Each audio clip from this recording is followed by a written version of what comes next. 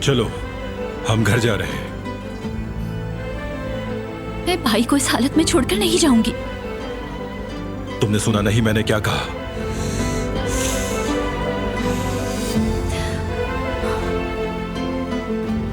किस हक से? तुम मुआहदा तोड़ चुके हो,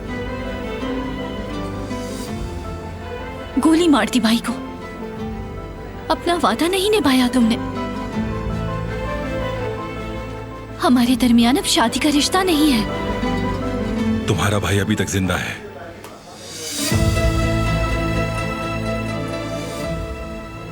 इस वजह से तुम अभी तक मेरी बीवी हो।